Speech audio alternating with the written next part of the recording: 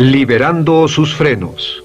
Hace muchos años, cuando comencé a estudiar las emociones negativas, el punto más crítico que descubrí fue que no se puede hacer ningún progreso hacia la salud, la felicidad, el amor y el cumplimiento del potencial mientras se insista en mantener intactas las emociones negativas. Y lo único bueno de las emociones negativas, si es que tienen algo de bueno, es que las emociones negativas no son permanentes. Lo dice hasta Sigmund Freud, no hay un lugar permanente para las emociones negativas en el subconsciente. En otras palabras, son visitantes indeseados. Son hábitos negativos o patrones de respuesta negativos que pueden eliminarse, y el punto inicial para eliminarlos es entender de dónde vinieron y entender cuáles fueron los factores causales, volviendo a la niñez temprana, que desencadenó el desarrollo de las emociones negativas y nos han dado como adultos una predisposición a ser negativos de una u otra forma. Esto nos lleva al condicionamiento de la niñez temprana. Recuerden que ya dijimos que el punto inicial de los patrones de hábitos negativos compulsivos e inhibitorios era la crítica destructiva. La crítica destructiva es el gran destructor. La crítica destructiva destruye a las personas en su interior y las deja caminando en círculos por fuera. Muchas personalidades han sido minadas y destruidas, mucha autoestima ha sido puesta de lado como resultado de la crítica destructiva más que cualquier otra cosa que podamos imaginar. La crítica destructiva es el gran asesino. Ahora, ¿por qué es eso tan malo? Sabemos que los niños en sus primeros años y al ir creciendo tienen una necesidad tremenda de amor y aprobación de sus padres. De hecho, muchos psiquiatras y psicólogos han dicho que la razón número uno de la enfermedad mental en los adultos es el retiro de amor o el amor no expresado. Sabemos que cualquier persona con prestigio, una persona que es importante para un niño, tiene un impacto enorme en ese niño, y los niños hasta la edad de 6 años tienen muy poca habilidad para discriminar entre una crítica válida y una crítica inválida. Lo que esto significa es que todo lo que diga un padre o un pariente mayor o una persona mayor, cualquier cosa que diga una persona de prestigio o una persona importante para un niño es aceptada como cierta. Es aceptada como una representación válida de la realidad. Si una madre dice eres un niño malo, o si un papá dice eres flojo, si alguien dice no eres dependiente, o si alguien dice que somos estúpidos o tontos o feos, el niño no tiene capacidad alguna para discriminar entre lo válido y lo no válido. Ese niño acepta eso como una verdadera representación de la realidad. Va más allá de la mente consciente, va directamente al subconsciente y ahí se queda. Muchos de nosotros como adultos aún estamos viviendo en base a la información negativa que recibimos cuando éramos niños. Y después como adultos, ¿qué decimos? Pues decimos así es como soy, o siempre he sido así, o algunas personas dirán, pues es de familia, tu padre era así, los hijos son así, tu madre era así, etc. ¿De dónde viene? Nada de estas cosas es de familia. Por ejemplo, cuando estaba creciendo, mis padres habían sufrido la depresión y la depresión les produjo un impacto enorme, y cuando hablábamos de comprar algo, lo recuerdo muy bien, mis padres se ponían muy tensos y decían no podemos pagarlo, no podemos pagarlo, no podemos pagarlo, no podemos pagarlo. Tenían una mentalidad de carencia, esta mentalidad de no podemos pagarlo toda su vida. Y luego yo crecí, y aunque nunca he experimentado la depresión, y la mayoría de ustedes, 10, 20, 30, 40 años después, aún estamos diciendo no puedo pagarlo, no puedo pagarlo, no puedo pagarlo. Aún tomamos como base esas frases críticas, esas frases emocionales que usaban nuestros padres. Tal vez sus padres les decían como mi padre me decía a mí una y otra vez, nunca acabas lo que empiezas, nunca acabas lo que empiezas. Nunca acabas lo que empiezas. Eres un flojo, nunca acabas lo que empiezas. Y cuando fui adulto tuve muchos problemas para acabar lo que empezaba. Al acercarme al final de la tarea, comenzaba a sentirme ansioso y buscaba cualquier excusa por posponerla o retrasarla. El segundo factor que nos predispone a emociones negativas es la falta de amor. Sabemos que las personalidades de los niños se desarrollan al grado en que reciben una alta calidad y una alta cantidad de amor de sus padres. Existe una relación de 1 a 1 entre la cantidad de amor, la calidad de amor y una personalidad sana. Ese amor negado o la privación de amor es la causa clave de la infelicidad, la negatividad y la enfermedad mental en los adultos. Para que un niño se sienta realmente amado, el niño debe tener padres con buenos conceptos, y la mayoría de nosotros tuvimos padres que fueron víctimas de sus padres, que a su vez fueron víctimas de sus padres. Un escritor famoso dice que todo el mundo es víctima de una víctima. Todos son víctimas de víctimas. Nuestros padres quisieron criarnos de la mejor forma posible, pero ellos mismos fueron víctimas de víctimas. Y para que un niño se sienta realmente amado, deben existir 3 condiciones. La condición número 1 es: los padres deben amarse a sí mismos.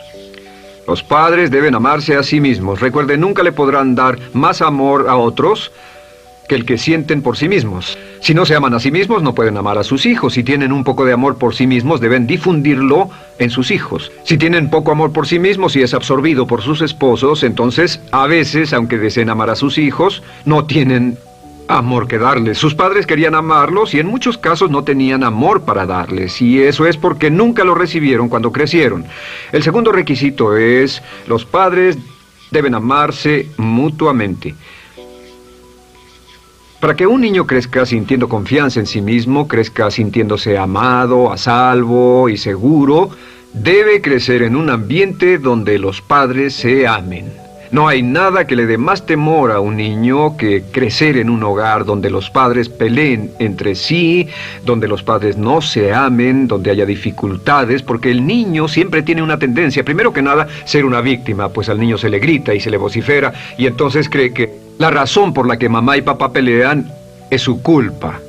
Ahora, una investigación interesante: como hay muchas familias de un solo padre, la investigación interesante muestra que cuando uno de los padres se va como resultado de una separación o un divorcio, los niños que quedan invariablemente están convencidos de que la razón por la que el otro padre se fue se debió a algo que él hizo.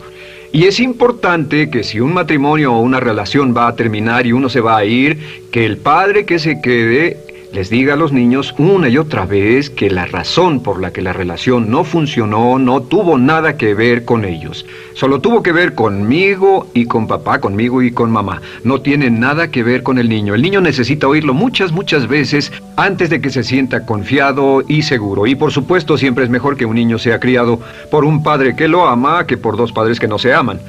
Una tercera condición que debe cumplirse si no quiere que exista la falta de amor es que los padres deben amar al niño. Los padres deben amar al niño. Bueno, esto parece muy obvio y muy lógico. La verdad es que, y esto es lo más difícil para usted y para mí como adultos, que ni siquiera lo pensamos, que es posible que nuestros padres no nos quisieron. No porque no lo intentaran, querían amarnos y tenían la intención de hacerlo, desde luego, etcétera, etcétera, pero simplemente como tenían conflictos mutuos y problemas sin resolver con sus padres, y sufrieron la guerra y la depresión, tenían que hacer carrera y otras responsabilidades, nunca lo lograron totalmente. ¿Entienden? Esa fue la dificultad. Lo deseaban, pero nunca lo lograron. La única forma en que puede amarse a un niño es pasando una gran cantidad y calidad de tiempo con el niño. Tiempo en gran cantidad y calidad con el niño. 10 minutos al día no bastan. Los niños se consideran valiosos según el grado en que las personas más importantes en su vida pasen tiempo con ellos. Si las personas más importantes en su vida, sus padres, solo pasan poco tiempo con ellos, los niños concluyen que la razón para ello es que tienen muchos defectos, que hay algo esencialmente malo en ellos y que por eso sus padres no pasan más tiempo con ellos. Los niños no piensan con la razón, lo hacen en forma emocional. Solo piensan: mi padre está aquí, me ama, y si no pasa tiempo conmigo, él o ella no me aman. Y si cualquiera de esas 3 condiciones existió o más cuando estaba creciendo, los padres no se amaban a sí mismos, o no se amaban mutuamente, o tal vez no lo amaban porque nunca lo lograron, aunque querían, entonces usted debe haber crecido en conjunción con la crítica destructiva que se llama culpa. ¿Y qué es la culpa? Pues simplemente la culpa es un sentimiento de no valer mucho. ¿De dónde sacamos este sentimiento? Lo obtenemos cuando continuamente gente importante nos critica en nuestra vida y simultáneamente no nos dan el amor que necesitamos. Sentimos que no valemos mucho o que no valemos nada. Y un sentimiento de culpa nos lleva a un sentimiento de falta de mérito, falta de valor y culpa. Y esa culpa, ese sentimiento de falta de mérito, es el mayor problema del siglo XX, la principal fuente de enfermedad mental. Es la fuente principal de los problemas en las relaciones, la fuente principal de enfermedad psicosomática, la fuente principal de la mayoría de los problemas que afectan a nuestra sociedad. Es el profundo sentimiento de culpa y falta de mérito que se expresa o se esconde en los pensamientos o en la actitud: no valgo suficiente, no valgo suficiente. No valgo suficiente. Ya hablamos de la autoestima y de lo importante que es. La autoestima significa me quiero mucho, me quiero mucho, me quiero mucho, me quiero mucho. Las personas que han sido criadas con críticas destructivas durante su vida no solo no se agradan a sí mismas, no sienten que sean lo bastante buenas para nadie, y en muchos casos están llenos de odio por sí mismos. Se odian a sí mismos, se autocondenan o se detestan. Y verán que esto sale en sus conversaciones y sale en sus relaciones con otras personas. Las personas que no se quieren a sí mismas, aunque quieran tener buenas relaciones, simplemente no son capaces de ello. Las personas que piensan que no son buenas para nada siempre lo hacen aflorar, siempre será un problema. Ahora, ¿cuál es la razón principal de la culpa? ¿De dónde viene la culpa? La culpa viene de 3 fuentes negativas: padres negativos, influencias negativas o religión negativa. Una de las 3. Cualquiera de estas 3 usa la culpa. De la culpa se valen y aprovechan, en especial los padres y las organizaciones religiosas, por 2 razones. Una es el castigo. La culpa se usa para castigarnos. Cuando estamos creciendo, el castigar es la forma más fácil de hacer que uno se sienta mal. Nuestros padres nos hacen sentir mal castigándonos físicamente o sermoneándonos o regañándonos. Y el castigo es una forma muy eficaz de irnos conformando o de conseguir que hagamos lo que los demás quieren. La segunda razón por la que se usa la culpa cuando se practica en forma consciente, y algunas organizaciones la practican así, es para tener más control emocional en especial, porque se puede controlar a una persona emocionalmente con culpa y manipular su comportamiento. Hay muchas organizaciones que usan la culpa como una herramienta de control y manipulación. Si puede controlar a las personas con suficiente fuerza y en forma emocional, puede conseguir su dinero, puede conseguir su tiempo, puede conseguir su compromiso, demandar sus recursos, etc. Muchas organizaciones usan la culpa para aplicar un castigo. Muchas organizaciones de caridad que se anuncian por televisión, en especial las de causas benéficas que involucran a niños o a personas incapacitadas, usan un sentimiento de culpa. A usted le va tan bien que debe sentirse culpable por estas personas que sufren. O envíenos algo de dinero y eso se encargará de su culpa por un momento hasta que lo incluyamos en nuestra lista de correo, etcétera. Y la culpa es un estándar. ¿Por qué se usa tan comúnmente?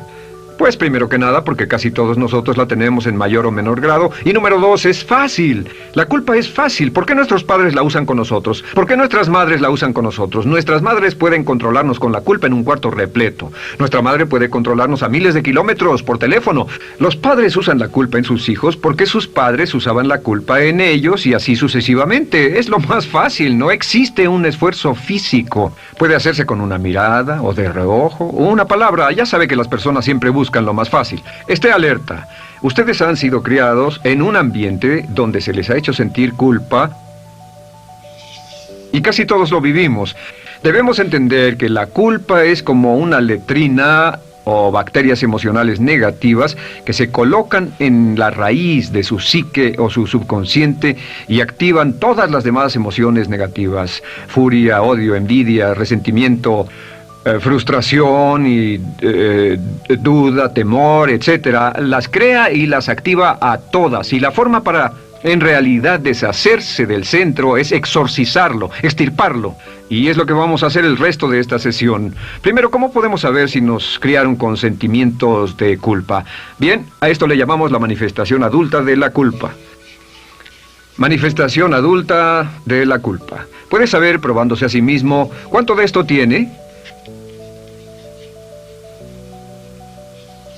Número 1, la manifestación adulta de la culpa es que tiene sentimientos de inferioridad, sentimientos de inadaptabilidad y de no merecer las cosas. No siente que merezca que le pasen cosas buenas.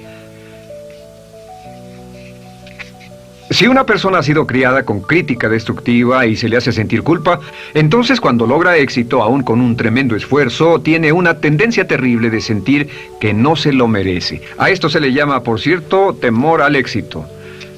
El temor al éxito es solo otra forma de decir que la persona que ha estado condicionada a pensar de sí misma como poco valiosa o no lo bastante buena, se siente muy incómoda cuando experimenta el éxito. Se siente muy tensa y a disgusto. Realmente si sienten demasiada tensión, comienzan a aspirar cocaína, a beber demasiado alcohol, se enredarán en comportamientos autodestructivos, tendrán una sensación tremenda de ansiedad, como si alguien fuera a descubrir algo de ellos. Hay un libro en la librería que dice, si me está yendo también, ¿por qué me siento como un impostor? Tienen el llamado síndrome del impostor. ¿Alguna vez ha tenido éxito en algo y la gente ha ido a usted a decirle, vaya, hiciste un excelente trabajo, o eso es maravilloso, aunque haya sido muy duro para usted, y sintió que los demás iban a descubrir, siente como que, es decir, que iban a descubrir que realmente no es bueno, que solo fue un fraude, solo un accidente, y por supuesto es lo que dice, fue coincidencia, fue un accidente, la verdad, no sé ni cómo lo hice. Hacen todo lo posible por huir de ese sentimiento de inferioridad y de no merecer las cosas. Estén muy alertas. La segunda manifestación adulta de la culpa es la autocrítica destructiva. Hay una línea de un gran poeta que dice, aquellos a quienes se les hace mal, hacen mal a su vez. Los niños a muy temprana edad, a veces a la edad de 2 o 3 años, comienzan a menospreciarse, se desgarran, hasta se golpean y se castigan físicamente si se les critica demasiado. Siempre dicen el equivalente de no valgo suficiente o no soy muy bueno, y se castigan a sí mismos. Y la crítica destructiva es un síntoma real de un sentimiento escondido de culpa e insuficiencia. El número 3 es que, fácilmente manipuladas por la culpa, las personas pueden jalar sus cordones de culpa en forma muy simple. Realmente vemos que existen 2 tipos de personas en el mundo, los lanzadores de culpa y los receptores de culpa. Invariablemente, estas personas se atraen mutuamente. Y por supuesto el lanzador de culpa es la persona que se identifica con el padre que lanzó la culpa y el receptor es la persona que se identifica con el que atrapó la culpa. Pero los lanzadores y los receptores de culpa se unen, se equilibran perfectamente, se establecen y forman una nueva generación de lanzadores y receptores de culpa. Podemos decir que usted es fácilmente manipulado por la culpa, porque ha estado muy bien condicionado. Su jefe puede tirar de su cordón de culpa, una persona en un autobús puede tirar de su cordón de culpa, una sobrecargo puede tirar de su cordón de culpa. Esté muy alerta a esto. La cuarta manifestación de culpa es que usted la usa. Usa la culpa y culpa a otro generosamente. ¿Por qué? Pues si ha funcionado en usted, la hará funcionar en ellos. Le parecerá que es un intercambio, un trato muy justo. Usa la culpa y la culpabilidad y se convierte en la base de sus relaciones con los demás. Cuando algo sale mal, les echa la culpa a ellos. Algo sale mal, culpa a alguien más. En cuanto hay un problema, busca a quién culpar. Un experimento muy interesante con la cámara escondida hace algunos años, fue que hicieron una plancha de hielo y la pusieron en la acera sin que nadie los viera. No hacía mucho frío, pero lo hicieron y observaron cómo reaccionaban las personas cuando pasaban por ahí, cuando caminaban por ahí, llegaban a esa plancha de hielo, se desequilibraban y se resbalaban, y lo primero que hacían era observar a la persona más cercana a ellos, enojados, verdaderamente furiosos. En otras palabras, buscaban a quién culpar. Y si no había nadie cerca de donde habían caído, se levantaban otra vez, miraban a su alrededor, no había nadie y entonces pateaban el piso, pateaban con fuerza y se iban. Nuestra tendencia natural cuando algo sale mal es buscar a alguien o algo a quien culpar, en especial si nos criaron con una culpa continua. Y la quinta manifestación es lo que llamamos lenguaje víctima. Ahora recuerden que hablamos sobre la ley de concentración. Dice, lo que siembras cosecharás. También dice, si usas lenguaje de víctima, mantienes viva la culpa, la refuerzas, la edificas, la cultivas, la utilizas. El lenguaje víctima es lenguaje como no puedo, no puedo, no puedo. Cuando dice no puedo, no puedo, no puedo, envía un mensaje a su mente subconsciente y la mente subconsciente comprende que está inhabilitado, que no tiene control, que es una víctima. Y cuando desea poder hacer algo, su mente subconsciente retroalimenta su mensaje y dice no puedes, no puedes. Y lo segundo que dice es tengo que, y otra vez no tengo control, no estoy a cargo. Pero existe otra expresión del lenguaje víctima que debemos evitar, y es esta, trataré. Trataré, sea lo que sea, trataré. ¿Qué significan las palabras trataré? Pues déjenme decirles qué significan. Significan voy a fracasar y lo digo anticipadamente para que no me vengan con represalias. En otras palabras, dice trataré de llegar a tiempo, pero lo que está diciendo es tal vez llegue tarde y no pueden reclamarme porque dije que trataría. Cuando una persona dice trataré, está disculpando su fracaso por anticipado. Si fuera al doctor y el doctor lo examinara, lo auscultara y le dijera, pues está en pésimas condiciones, tendremos que intervenir, debemos llevarlo al hospital ahora mismo, me sorprende que haya llegado aquí. Usted dirá, bueno doctor, espero que haga un buen trabajo. Y él dice, trataré. Si él dice eso, usted seguramente buscará otro médico. O si va a un abogado. Lo culpan de algo y va a un abogado y le presenta su caso y dice, oiga, va a defenderme, y él dice, trataré. ¿Qué está diciendo? Está diciendo, escuche, he estudiado el caso y por lo que veo no hay mucha esperanza, pero lo tomaré de todos modos. Trataré son los que tratan de conseguir que les pague por anticipado. Otro juego de palabras que no debe usar. Por cierto, con respecto a trataré, lo que debe decir es lo haré o no lo haré. No trataré. Si alguna vez en nuestro negocio, tenemos un negocio muy activo, si llamamos a alguien y le pedimos alguna cosa o algún trabajo y dice trataré de conseguirlo para el viernes o trataré de terminarlo a tiempo, al instante sabemos que lo que quiere decir es que quiere sentirse libre, no comprometerse. Así que nunca dejamos que nadie se vaya con un trataré, debe ser hecho o no, y queremos obtener una seguridad. Si hace falta, nosotros lo hacemos. Cuando dicen trataré, lo que están haciendo es que se están lavando las manos. Esté alerta, la otra palabra es desearía. Dicen que un deseo es una esperanza o una meta sin energía detrás. Desearía. ¿Qué significa un deseo? Desearía significa que me gustaría tener algo, pero sé que nunca lo podré tener. Cuando dice desearía bajar de peso, ¿qué significa? Las palabras no dichas son, pero sé que no puedo. ¿Por qué no? Por las excusas que tiene y el metabolismo que tiene y los problemas, etcétera. Siempre hay razones por qué debe salir, etcétera. Desearía dejar de fumar, desearía estar en forma. Desearía, desearía, desearía. Cuando usa la palabra desearía, le muestra al subconsciente que esto es algo que no cree que le sea posible lograr o adquirir. Entonces el subconsciente descarta completamente esto como meta y no le da energía, ni motivación, ni impulso, ni deseo de lograrlo. Así que esté muy alerta al lenguaje víctima. Esté alerta a la expresión sí, pero. O lo haría, sí, pero. Alguien le dice, haga esto, y usted dice, sí, pero. La palabra pero, por cierto, es el gran borrador. Si una persona le dice, podría incrementar sus ingresos o incrementar su rendimiento, ser una persona mejor o más feliz o bajar de peso o lo que sea, no importa. Y usted dice, sí, pero. Lo que está diciendo es que está borrando toda la aseveración que ha dicho antes.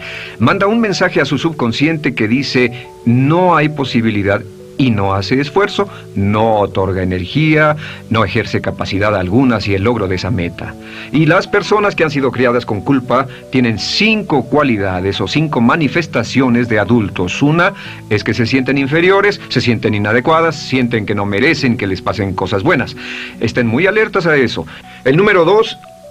se autocompadecen continuamente, usan la autocrítica destructiva. El número 3, usan la culpa y la culpabilidad en ellos y en otros. El número 4, son manipuladas por la culpa. Y número 5, usan lenguaje víctima. Así que, ¿cómo nos deshacemos de la culpa? ¿No es sorprendente cómo se aclara esto? Este pizarrón, todo se borra. Tengo una varita mágica cuando me voy a sentar al escritorio. Entonces, ¿cómo nos deshacemos de la culpa? Para deshacerse de la culpa...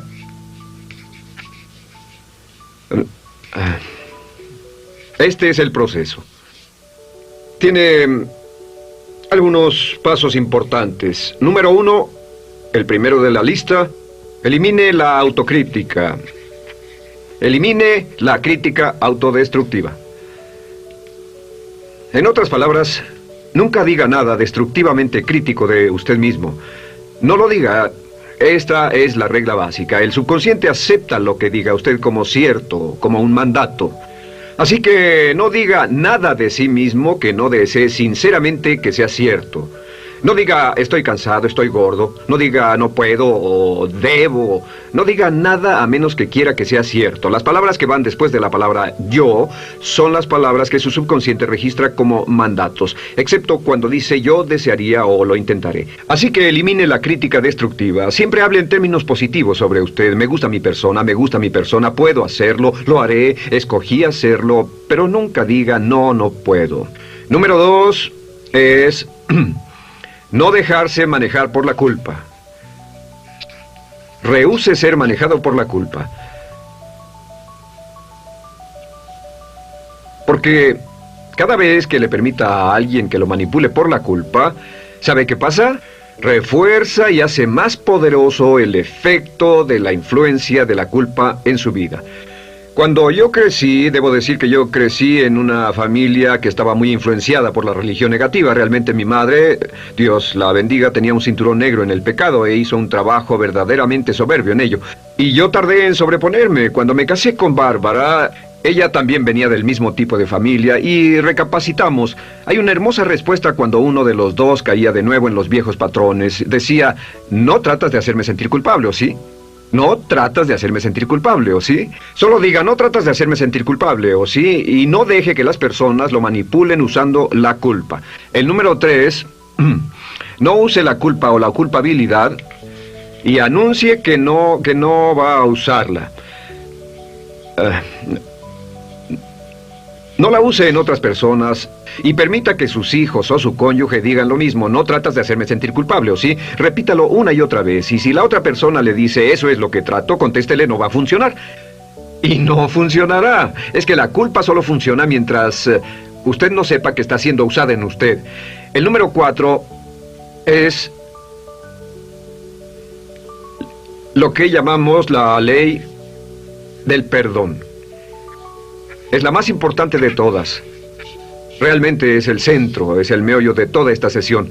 La ley del perdón simplemente dice que usted está sano mentalmente hasta el grado en que pueda perdonar libremente y olvidar las ofensas. Que su habilidad para perdonar a los demás es la clave que determina su felicidad y su éxito en la vida. Su habilidad para perdonar a los demás es la única forma de eliminar la culpa. Su disponibilidad para perdonar a los demás y olvidar ofensas es el determinante más importante de si usted está o no totalmente integrado y es un adulto que funciona como ser humano. Porque la tendencia de culpar y de guardar rencores es una tendencia patológica infantil que la poseen todas las personas que están enfermas mentalmente. La habilidad para olvidar, para perdonar libremente, es la marca del ser humano realmente iluminado. Ahora, acepte eso como real. Hay 4 personas a las que debe perdonar. Número 1, perdone a sus padres. Perdone a sus padres por todo lo que le hayan hecho para herirlo. La mayoría de nuestras investigaciones muestran que casi todos nuestros problemas como adultos se remontan a no estar dispuestos o no poder perdonar a nuestros padres por algo que hicieron que nos hirió. Perdónelos un 100%, escríbales, llámeles por teléfono, dígales, o cuando menos perdónelos en su corazón, pero perdone a sus padres. Número 2, perdone a los otros. Perdone a todos los demás. Perdone a todos los que lo hayan herido de algún modo, por cualquier cosa, y déjelo así. Ahora, hay muchos que dicen no puedo perdonar a esa persona por lo terrible que me hizo. Pero recuerde esto, el perdón es perfectamente egoísta. El perdón no tiene nada que ver con la otra persona, solo tiene que ver con su paz mental y con su propia integridad mental. Número 3, perdónese a sí mismo. Perdónese por todas las cosas débiles, tontas, insensatas y estúpidas que haya hecho, porque todas las personas han hecho cosas tontas, insensatas, estúpidas y ridículas, pero perdónese en un 100%. Y finalmente, la última parte de esto, si ha hecho algo que hirió a alguna persona, vaya a disculparse. Es sorprendente el hecho de vidas que se arruinan año tras año por personas que no tienen la fortaleza intestinal, las agallas y el valor para decir lo lamento. Una de las cosas más importantes es desarrollar carácter hasta el grado en el cual hacemos las cosas que son muy difíciles para nosotros, hasta el grado en el cual hacemos las cosas que sabemos que están bien, aunque sean difíciles, en especial cuando son difíciles emocionalmente. Y la clave para deshacerse de la culpa, la clave para ser una persona total y completamente positiva, es perdonar a los demás. Perdone a las personas con quienes ha sostenido una relación. Perdone a sus jefes anteriores. Perdone a los amigos que lo han herido. Perdone las inversiones que estuvieron equivocadas. Perdone a los jefes que lo despidieron. Perdone a sus padres. Perdone a todo el mundo. Desarrolle una actitud hacia la vida con la que rehúsa guardarle rencor a los demás. Solo repita una y otra vez: los perdono a él o a ella por todo. Los perdono por todo. Los perdono por todo. Y eso es todo. La clave para librarse de las emociones negativas es rehusarse totalmente a continuar con cualquier situación negativa. No olvide que es un acto muy egoísta y será tan egoísta como usted quiera. El acto del perdón lo libera y libera a la otra persona y le garantiza que se moverá rápidamente hacia el cumplimiento de su potencial. Para tener éxito, una mujer debe ser mejor en su trabajo que un hombre. Golda